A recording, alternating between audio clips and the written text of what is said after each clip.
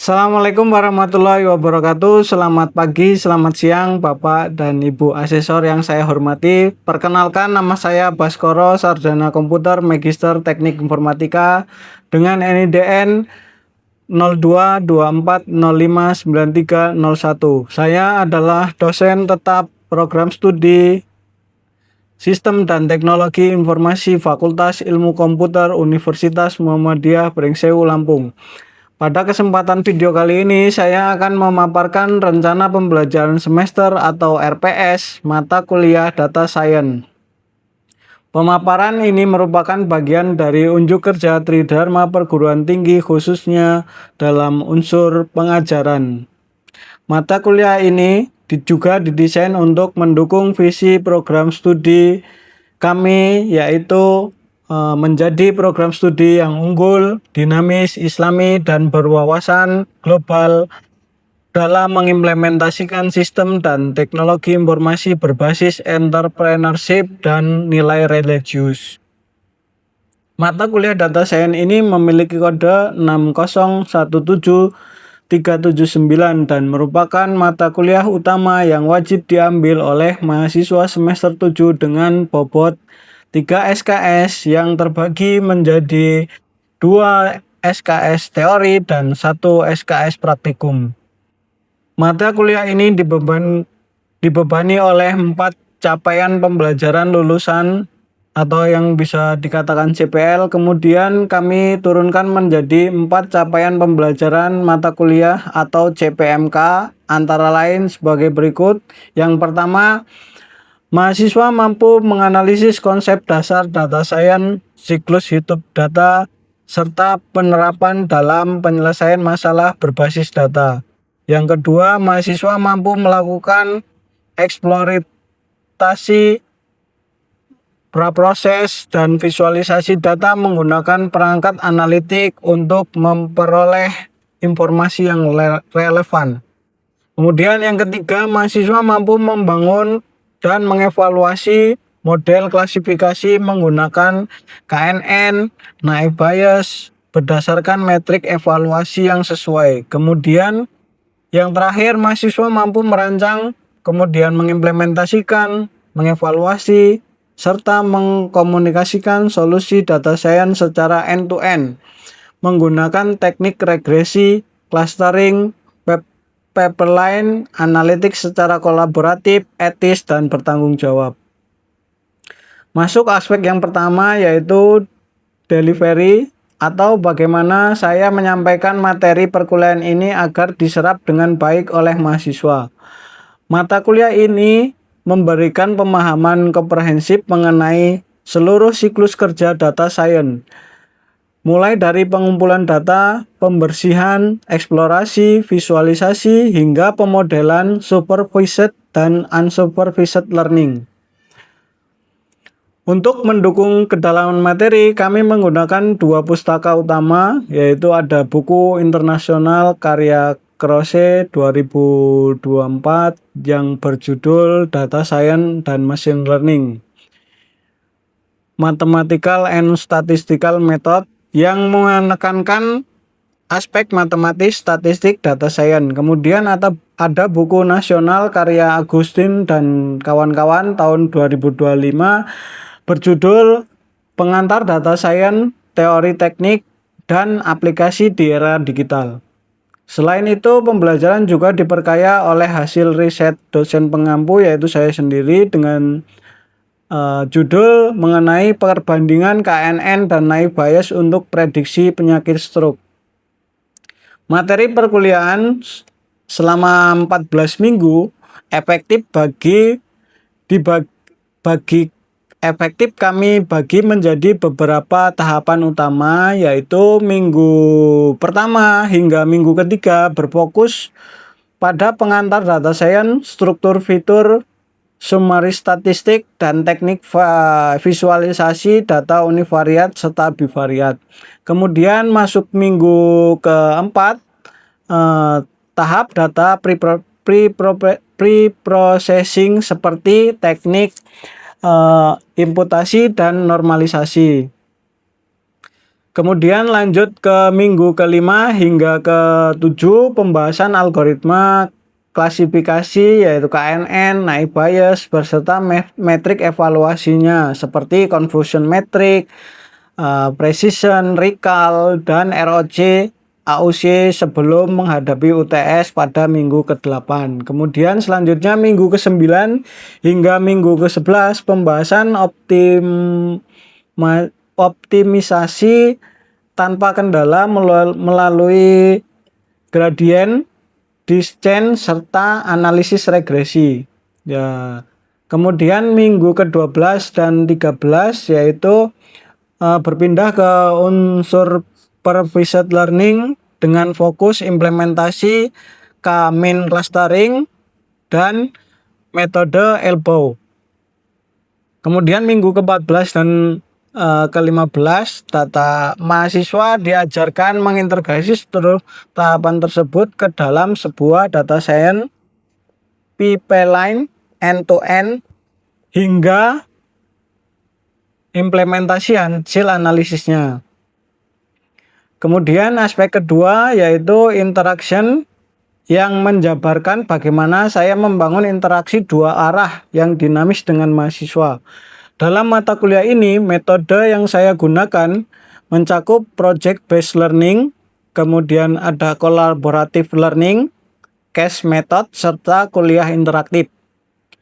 Proses praktikum terbimbing dan mandiri dilakukan menggunakan perangkat analitik seperti Python, Jupyter Notebook, kemudian ada Google Colab, RapidMiner, serta Orange Data Mining. Di kelas, mahasiswa ditantang memecahkan sebuah studi kasus nyata, contohnya melakukan kalkulasi manual naive Bayes di papan tulis atau menganalisis data tidak seimbang untuk prediksi penyakit stroke. Kemudian kami juga memanfaatkan platform teknologi secara interaktif seperti GitHub sebagai repository source code, kemudian proyek kelompok, kemudian ada Learning Management System atau bisa disebut LMS di kampus sebagai media pusat pengumpulan tugas serta diskusi interaktif secara blended learning. Nah, aspek terakhir yang tidak kalah penting yaitu asesmen, yaitu bagaimana saya mengukur ketercapaian belajar mahasiswa secara objektif dan transparan. Penilaian di mata kuliah ini bersifat formatif dan sumatif dengan komposisi bobot sebagai berikut, yaitu kuis saya ambil 10%, praktikum 20%, proyek tugas kelompok 15%, presentasi 5%, UTS dan UAS masing-masing 25%. Instrumen asesmen partisipatif yang menjadi andalan adalah rencana tugas mahasiswa berupa proyek akhir data science yang end-to-end. Di sini mahasiswa saya bagi menjadi berkelompok 3-4 orang menggunakan dataset publik yang valid, biasanya dari Kaggle, melewati 4 tahapan milestone pengerjaan proyek. Kemudian rubrik penilaian proyek akhir ini dinilai secara komprehensif mulai dari identifikasi masalah, kemudian data pre-processing, implementasi minimal 2 algoritma machine learning, kemudian evaluasi mendalam, hingga kolaborasi tim dan dokumentasi shortcode di GitHub. Nah, di sini untuk memastikan kualitas mutu akademik terjaga, saya juga menerapkan mekanisme close the loop. Target ketuntasan kami adalah minimal 80% mahasiswa memperoleh nilai minimal 75 di setiap CPMK. Sebagai catatan, tim asesor, seluruh dokumen RPS, portofolio beserta tautan dan akses Learning Management System atau LMS interaktif kami telah cantumkan secara lengkap pada portofolio Sherdos di aplikasi Sister. Selanjutnya, mari kita saksikan cuplikan proses pembelajaran real di kelas pada materi evaluasi, model klasifikasi, dan penanganan imbalance data. Assalamualaikum warahmatullahi wabarakatuh. Waalaikumsalam warahmatullahi wabarakatuh. Selamat pagi rekan-rekan mahasiswa Fakultas Ilmu Komputer Universitas Muhammadiyah Pringsewu. Alhamdulillahirabbil alamin. Puji syukur kehadirat Allah Subhanahu wa taala karena atas rahmat dan karunia-Nya kita dapat kembali mengikuti perkuliahan Data Science minggu ke-7 dalam keadaan sehat walafiat. Sebagai bagian dari kampus Muhammadiyah yang menjunjung nilai al-Islam kemuhammadian, mari kita awali kegiatan pembelajaran hari ini dengan tadarus Al-Quran dan doa bersama. Karena minggu lalu kita sudah sampai surat Al-Baqarah 165, kita akan melanjutkan dari 166 sampai dengan 169. Kita mulai bareng-bareng. Yuk, dimulai.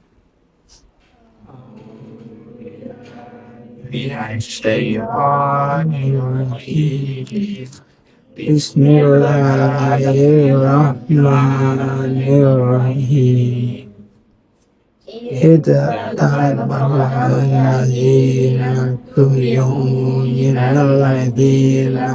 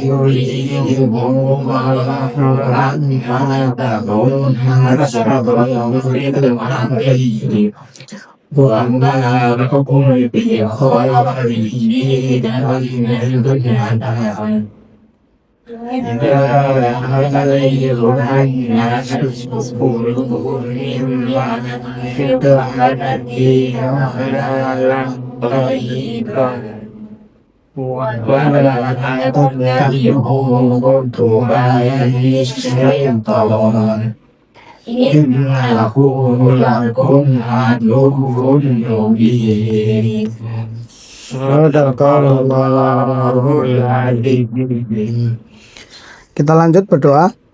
Silakan Ketua Kelas Dimas dipimpin untuk membaca doa. Baik, sebelum memulai perkuliahan pada hari ini, alangkah baiknya kita berdoa bersama. Berdoa dimulai.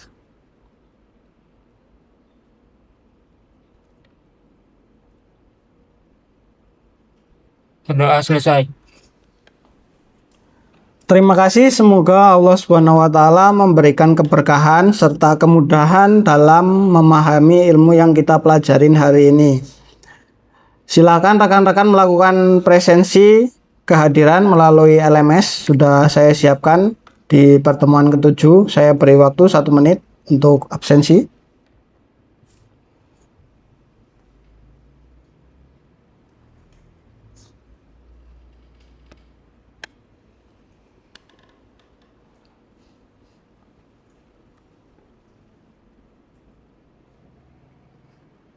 Sudah ya?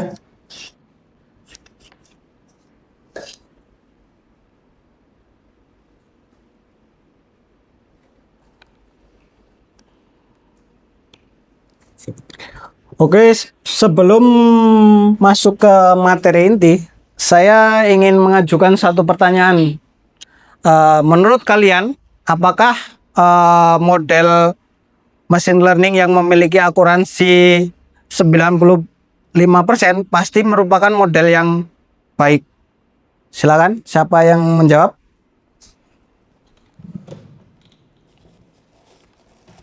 Yang menjawab? Mana? Ya, Nur? Bagaimana machine learning yang memiliki akuransi 95% pasti merupakan model yang terbaik?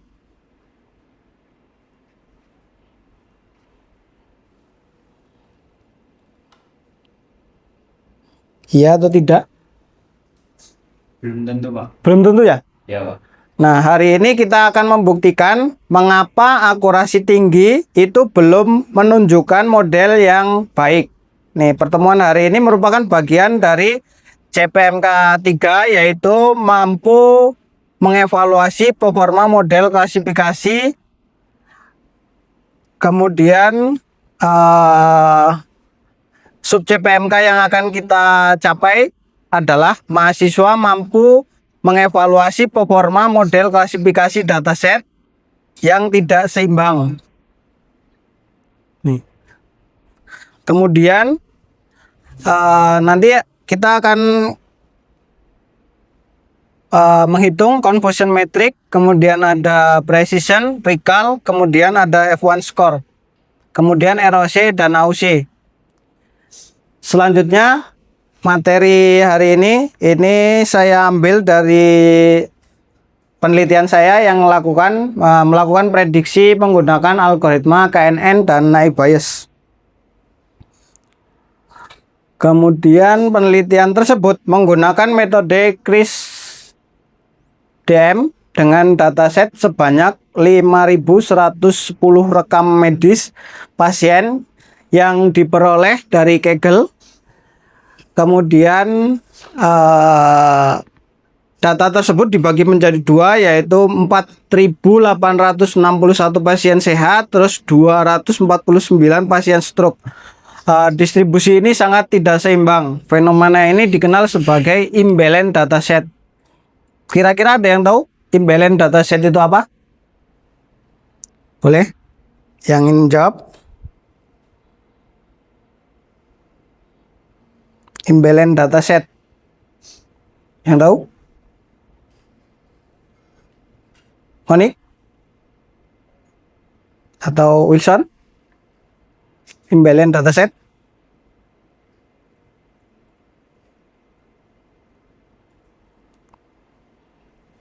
Apa?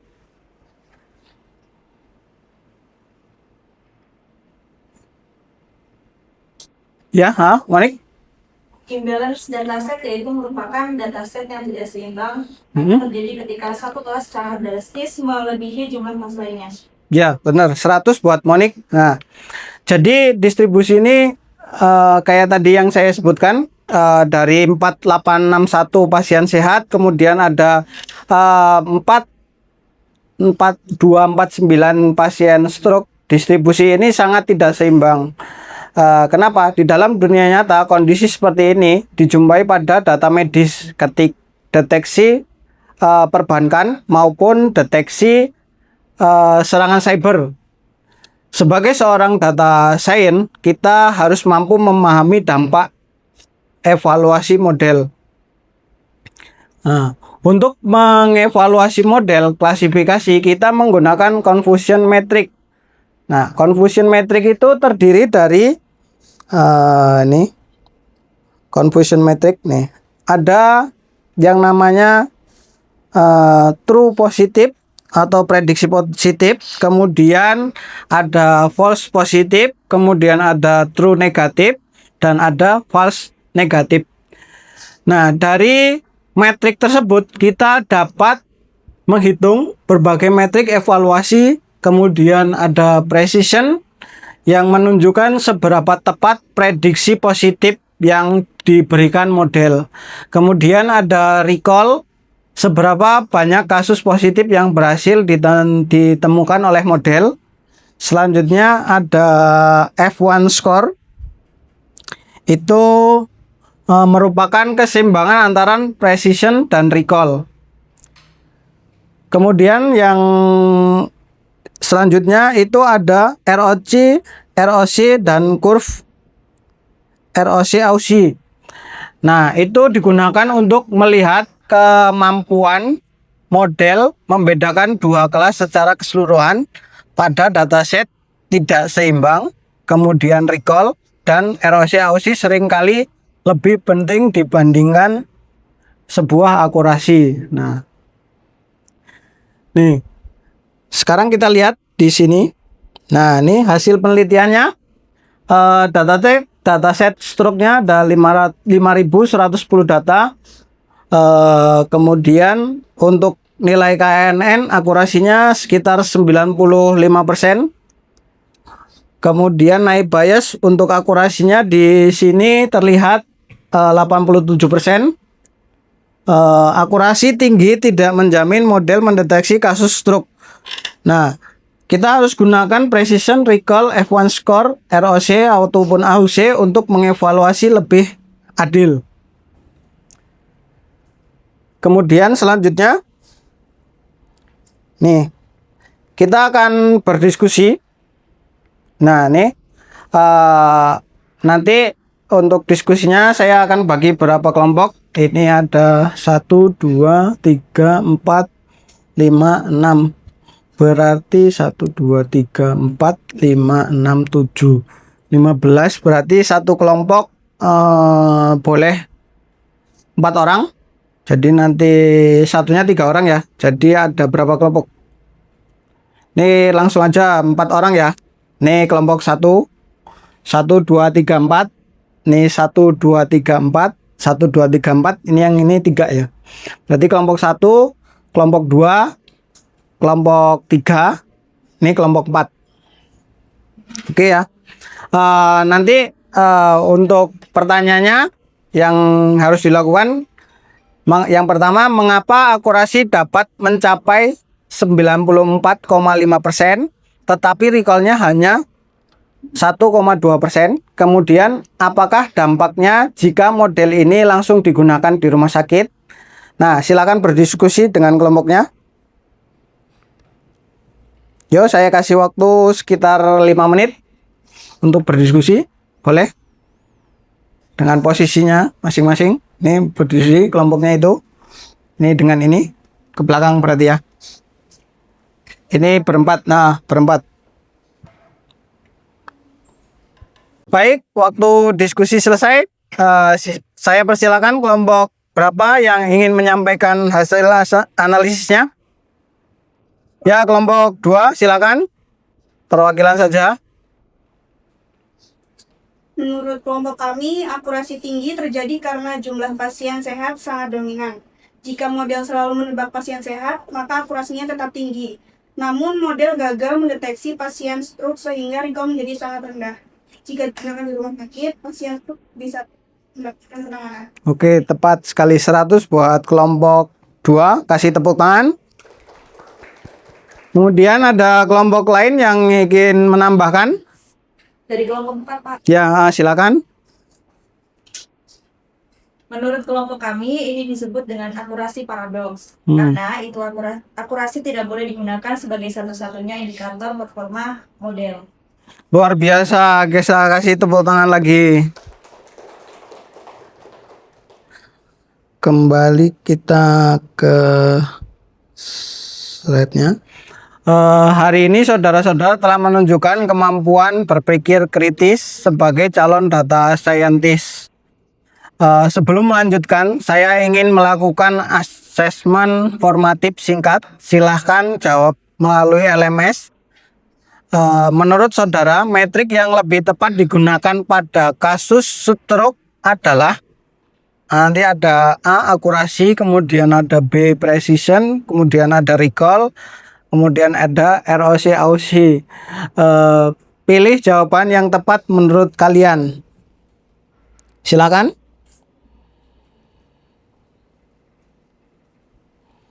Jadi jawaban yang paling tepat adalah apa? Recall. Ya, tepat sekali. Karena Kemampuan menemukan pasien stroke jauh lebih penting dibandingkan sekedar ini. kasih tepuk tangan buat Trias. Oke, selanjutnya sekarang saya akan membuktikannya di Google Colab ya. Selain Google Colab, nanti kalian bisa memakai RapidMiner, bisa menggunakan Orange juga bisa, atau Jupyter Notebook agar lebih mudah. Tanpa instalasi, kita langsung saja ke Google Colab. Untuk skripnya sudah saya siapkan, tinggal saya importkan datanya. Datanya sini, oke. Kemudian saya ambil, salin.